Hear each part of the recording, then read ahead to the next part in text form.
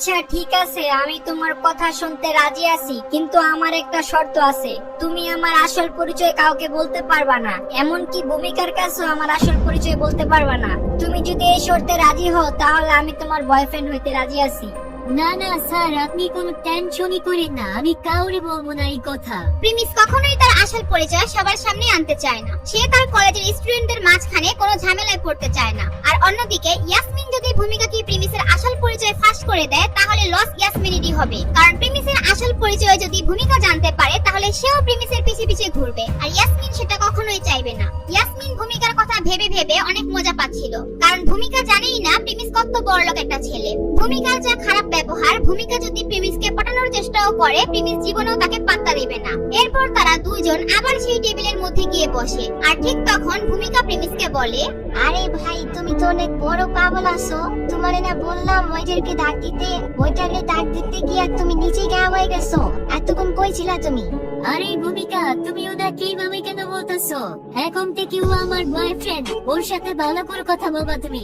আরে ইয়াসমিন, তুমি দেখি এখন থেকে ওর খেয়াল রাখা শুরু করে দিছো। বাহ, ভালো ভালো। ভূমিকা মনে মনে ভাবছিল ইয়াসমিন প্রিমিসকে ফাঁসানোর জন্য এমন ব্যবহার করছে, কিন্তু ভূমিকা জানে না যে তাদের মধ্যে একটু আগে কি কথা হয়েছিল। এইদিকে ভূমিকার এমন আচরণের কারণে ইয়াসমিন মন খারাপ করেছিল, আর মনে মনে ভাবছিল, আরে পাগল, তুই জানোস না তুই কি করতেছো? তোর আর আমার মতো মেয়েকে ও সারা জীবন চাকর হিসাবে রাখতে পারবে। ওর যা সম্পত্তি আছে এগুলা তোর আর আমার মতো 14 গোষ্ঠী খায়াও শেষ করতে পারবে না। আর তুই এমন একটা ছেলের সাথে কি ব্যবহার করতেছো? আচ্ছা প্রিমিস, তো আমার বোনের সম্বন্ধে তোমায় কিছু বলার আছে? আর না না, কিছু বলার নাই, সব ঠিকঠাকই আছে। প্রিমিস ভূমিকার কথায় একদম পাত্তা না দিয়ে সরাসরি জবাব দেয়। আর এইদিকে ইয়াসমিন তো মনে মনে গলে গিয়েছে প্রিমিসের কথা শুনে। তুমি বলতে চাইকে যাইবা, দেখছো আমার কাজিন কত ভালো, আর তুমি কত সহজে ওর বয়ফ্রেন্ড হওয়ার চান্স পাইছো। এর যে ভালো তুমি আর কি চাও? ভূমিকা ভাবছিল প্রিমিস হয়তো ইয়াসমিনের বয়ফ্রেন্ড হতে পেরে অনেক খুশি, কিন্তু সে জানতো না প্রিমিস ইয়াসমিনের সাথে বেশি দিন থাকবে না। তুমি দেখছো আমার বোনের লাইফ স্টাইল কেমন? তুমি তোমার দিকে তাকাও, তোমার কি অবস্থা, আর সেই তুমি এত ভাব ধরতেছো। ভূমিকা, এগুলা কেমন ধরনের কথাবার্তা? তুমি ওকে এইভাবে বলতে পারো না। আমি আর কত বোঝাবো তোমাকে? ইয়াসমিন অনেক রাগান্বিত হয়ে ভূমিকাকে এগুলো বলে। ভূমিকা বুঝতে পারছিল না ইয়াসমিন তার সাথে এমন ব্যবহার কেন করছে। প্রিমিসকে ইমপ্রেস করার জন্য এক দুইবার ঠিক ছিল, কিন্তু ইয়াসমিন তো তাকে প্রত্যেকটা কথাতেই রাগ দেখাচ্ছে। ভূমিকা তো চাচ্ছিল তারা দুইজন মিলে প্রিমিসের সাথে মজা নিতে, কিন্তু ইয়াসমিন তো পুরাই উল্টা। আমার মনে হচ্ছে ইয়াসমিন তোমাকে পছন্দ করে ফেলছে, এর জন্য বারবার আমাকে বকে যাচ্ছে।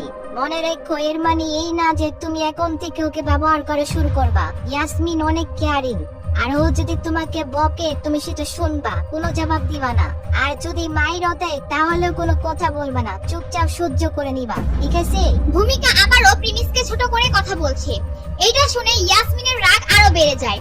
তার চেহারা দেখে ভূমিকা সাফাই গাইতে গাইতে বলে, আরে আমি বলতে চাচ্ছি তোমার আর আমার বোনের মধ্যে যদি কিছু চলে, এর মানে এই না যে তুমি ওর সাথে যা ইচ্ছে তাই করবা। আর আমার বোনের দিকে চোখ উঠায়ের কথা বলবা না, আর টাচ তো দূরের কথা। ভূমিকা সাফাই দিতে গিয়ে কথা আরো উল্টাপাল্টা বলে ফেলছে। ও বুঝছিল না যে ও আসলে কি বলছে। যখন ইয়াসমিন ভূমিকার মুখে এগুলা শুনে ও আরো রেগে যায়। ইয়াসমিন মনে মনে ভাবতে থাকে প্রিমিসকে যদি এত ভয় দেখায় তাহলে তো সামনে ও ভয়ে কিছুই করতে চাইবে না, আর তার যে উদ্দেশ্য সেটা কোনোভাবে আর সামনে আগাবে না। ভূমিকা, অনেক হইছে, আর না। তুমি শুরু থেকে ফালতু বাজার শুরু করছো। আমার কোনো চাকর লাগবে না, আমার একটা বয়ফ্রেন্ড লাগবে, বুঝছো? তুমি এত ফালতু কথা কেন বলতেছো? ইয়াসমিনের রাগ এইবার তার মুখ দিয়ে বের হচ্ছে। ভূমিকা তো অবাক হয়ে যায়, তার বোন তার উপর এইভাবে হঠাৎ কেন রেগে যায়। কিন্তু ভূমিকা ভাবে তার বোন হয়তো মজা করছে, এর জন্য এই ব্যাপারে আর কিছুই বলে না। ঠিক আছে প্রিমিস, তুমি আমার বোনের বয়ফ্রেন্ড, কিন্তু ওর পার্সোনাল স্পেস থেকে অনেক দূরে থাকবা, মনে যেন থাকে। এটার মানে কি? আমি আসলে বুঝি নাই, তুমি কি বলতে চাচ্ছ? এর মানে তুমি একটা গাধা। ঠিক আছে, আমার বোন তোমাকে এখন পছন্দ করে, কিন্তু এর মানে এই না যে তুমি ওর স্বাধীনতা বন্ধ করে দিবা। যদি আমার বোন অন্য কোনো ছেলের সাথে কথা বলে, তার সাথে ঘুরতে চায়, তাইলে তুমি কোনো বাধা দিবা না। আর এরপর যদি ও তোমার সাথে ব্রেকআপ করতে চায় তাহলে তুমি খুশি খুশি ওর সাথে ব্রেকআপ করে নিবা, বুঝছো?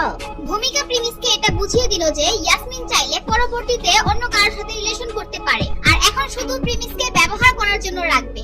ভূমিকা তো জানে ইয়াসমিন এগুলো অভিজিতের জন্য করছে, তাই প্রিমিস যত তাড়াতাড়ি এটা বুঝে যাবে তত তাড়াতাড়ি তার জন্য ভালো। আচ্ছা লিডার, তুমি তাহলে এটাই বলতে চাচ্ছ আমি তোমার বোনের সাথে রিলেশনের মধ্যে থাকবো, কিন্তু আমি তার হাতও ধরতে পারবো না, আর অন্যদিকে একটা ছেলে যে ইয়াসমিনের কিচ্ছু হয় না সে তার হাত ধরে ঘুরবে? এর চেয়ে বড় কথা হচ্ছে ও আমার সামনে এগুলা করবে আর আমি ওকে কিচ্ছু বলতে পারবো না, এটাই তো বলতে চাচ্ছ তাই না? বাহ, क्या बात है, তুমি তো সবকিছু একদম ঠিকঠাক বুঝে গেছো। আমি তোমাকে এগুলাই বোঝানোর চেষ্টা করতেছি। এরপর সেখানে একটি থাপ্পড়ের আওয়াজ আসে, সেটা আর কিছুই না, ইয়াসমিন ভূমিকাকে জোরে একটা থাপ্পড় দেয়। যখনই ভূমিকাকে থাপ্পড় দেয় সবাই তাদের টেবিলের দিকে তাকায়। এটা দেখে ইয়াসমিন একটু ঘাবড়ে যায়। ইয়াসমিন নিজেকে আর কন্ট্রোল করতে পারে নাই যখন দেখছে ভূমিকা প্রিমিসকে একটা পালা কুত্তার মতো বানিয়ে ফেলছে। তখন সে সেটা সহ্য করতে না পেরে ভূমিকাকে একটি জোরে থাপ্পড় দেয়। আমার বোন আমাকে সবার সামনে প্রিমিসের জন্য থাপ্পড় দিল। আমি তোর জন্য এই কথাগুলো বললাম যাতে ওর কোনো সমস্যার সামনে না হয়। ভূমিকা, তুমি এগুলা কি ফালতু কথা বলতাছো? প্রিমিস আমার বয়ফ্রেন্ড লাগে, তুমি প্লিজ ওর সাথে সম্মান দিয়ে কথা বলো। এটা বলে ইয়াসমিন চুপ হয়ে যায়। আর এগুলা দেখে প্রিমিস তো বিশ্বাসই করতে পারছিল না ইয়াসমিন তার বোনের বিরুদ্ধে গিয়ে এইসব কথা বলবে। এইবার প্রিমিস ভাবছে এখানে যদি সে আরো কিছুক্ষণ থাকে তাহলে তাদের ঝামেলা আরো বাড়বে, তাই সে চিন্তা করে এখান থেকে চলে যাবে। আচ্ছা তোমরা থাকো এখানে, আমি এখন চলে যাব, আমার একটু কাজ আছে, তোমরা দুইজন কথা বলো, আমি আবার পরে কখনো কথা বলবো। এটা বলে প্রিমিস ওইখান থেকে চলে যায়। এইদিকে যখন প্রিমিস চলে যায় আর ইয়াসমিনের রাগ একদম কমে যায়, আর ভূমিকা তার হাতে থাপ্পড় খাওয়ার পর ইয়াসমিনের দিকে তাকিয়ে হাসতে থাকে। ইয়াসমিন বুঝতে পারছে না সে ভূমিকার কাছে মাপ চাইবে কিনা। ভূমিকা, তুমি ঠিক আছো তো? তুমি হাসতেছো কেন? সব ঠিকঠাক আছে তো? ইয়াসমিন, এটা কি তোমার প্ল্যান ছিল নাকি? তুমি আমাকে এর জন্য থাপ্পড় মারছো যাতে প্রিমিস তোমাকে বিশ্বাস করে আর পরে তুমি ওকে তোমার আঙ্গুলের ইশারায় নাচাইতে পারো, তাই তো? ভূমিকা একদম উল্টা একটা কথা বলে ইয়াসমিনকে। ইয়াসমিন তো ভাবতেও পারে নাই ভূমিকা এত জোরে থাপ্পড় খাওয়ার পরও এই কথা বলবে। আচ্ছা বোন, তুমি যদি এরকমই প্ল্যান করছো তাহলে এত জোরে থাপ্পড় দিলা কেন? আর অস্তিও তো থাপ্পড় দিতে পারতা। আমার গাল পুরো লাল হয়ে গেছে, এমনকি জ্বলতেছেও। সরি ভূমিকা, আমি বুঝতে পারি না এত জোরে লেগে যাবে। আমার এমনটা করা উচিত হয় নাই, কিন্তু তুমি দেখো আমি এটার বদলা একদিন নিব। তোমার এই একটুখানি ব্যথার জন্য আমার অনেক লাভ হবে। হ্যাঁ জানি তো, তোমার তো লাভ হবেই, কারণ তুমি তো অভিজিৎকে তখন পেয়ে যাবা। এরপর তোমাকে কিন্তু প্রতি মাসে আমাকে 10,000 টাকা করে দিতে হবে, মনে রেখো। আচ্ছা ঠিক আছে, এটা পরে দেখা যাবে। তুমি এখন বলো আমার প্ল্যান কেমন ছিল? তুমি তো একদম সেই খেলোয়াড়, আমি তো পুরো অবাক হয়ে গেছি তোমার অ্যাক্টিং দেখে। কিভাবে পারো এত তুমি সুন্দর অ্যাক্টিং? প্রিমিস যখন সব জানতে পারবে যার কষ্ট পাবে না, আমার সেইটা বাই বাই শান্তি লাগতেছে। ভূমিকা তো এটা জানে না তার বোন ইয়াসমিন তার সাথেও অ্যাক্টিং করছে। সে তো অভিজিৎ না, অভিজিতের চেয়ে কয়েক গুণ বড় লোক প্রিমিসের পিছনে পড়েছে। আর এদিকে প্রিমিস তার কলেজের সামনে গিয়ে একটি রেস্টুরেন্টে খাবার খেতে যায়, কারণ ভূমিকা আর ইয়াসমিনের ঝামেলার কারণে তার সেখানে তেমন খাওয়া হয়নি। এরপর কি হবে? ইয়াসমিন কি প্রিমিসকে পটাতে পারবে নাকি পারবে না? আর যদি না পারে তাহলে প্রিমিসের আসল পরিচয় কি ফাঁস করে দিবে?